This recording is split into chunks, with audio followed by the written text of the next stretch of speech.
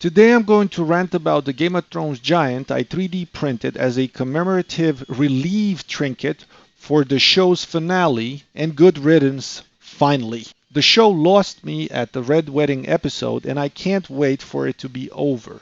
But I do have a question about the obsidian swords that killed the White Walkers. So stay put, don't click away just yet.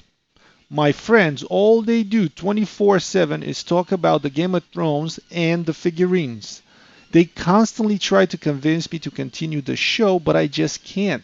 I once told them to get HBO to reimburse me to watch the show to the end. It wasn't anything better than any other blood-filled shows. Actually, it was just another fictional show with excessive killing. Big whoops. I stopped watching at the Red Wedding episode. And I'm not crazy about the figurines either.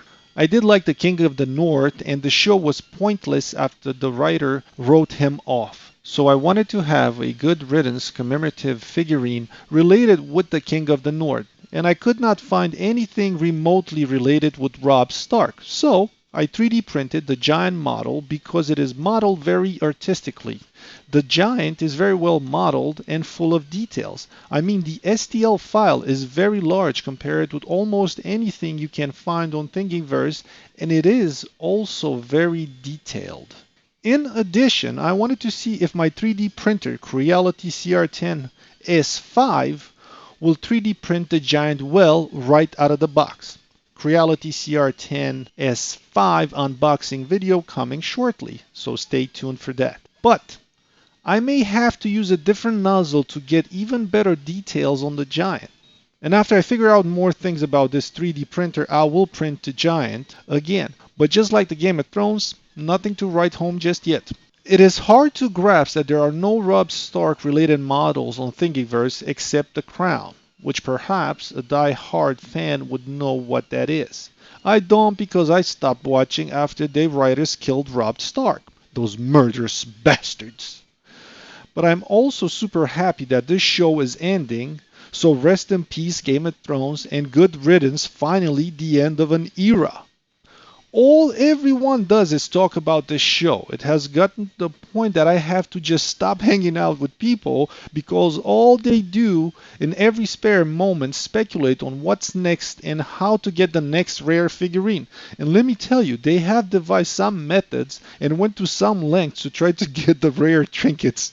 Eventually, they started eBaying them. They are consumed about the show and the figurines. So finally, the finale is upon us, and I'm celebrating with this 3D printed giant. By now, all my friends, I have amassed each of them 20 or 30 figurines, and all they do is speak about how to get the ones that are missing from their collections. I am done. The figurine that is missing from my friend's collection and they cannot get is the giant right here, because they did not make it. I 3D printed the giant because it was well modeled and it looks very artistic and very detailed. It would be nice for someone to post a painted giant because I don't think I will ever paint this one. I'm more into the actual quality of 3D printing it than just painting it. Compared with the figurines my friends have been collecting, the giant looks awesome, and with better upgrades to my 3D printer, I can perhaps get it to print really well. Maybe I should use the smallest nozzle possible and the lowest possible layer height and see where it takes me. I like the level of detail it came out to. These pictures are too close and don't do it justice, but it came out okayish. I used a 0.16 layer height or a 0.12, I don't really remember, and 60 millimeters per second printing speed, and all speeds are equal. Travel speed, everything speed is 60 millimeters per second. Disable the jerk, and I selected seam the shortest.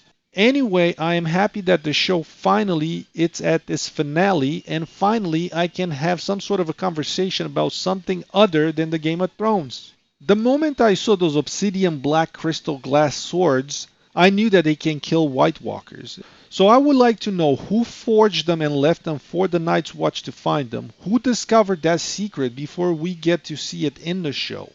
My friends are big into spoiler alerts, so I did not ask them because they probably wouldn't tell me. They want me to watch this show. And I also wonder if they'll make another A season of a sequel or a prequel, since this one got so much following.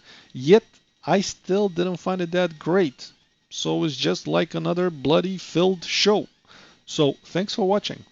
Well, my video and maybe the show.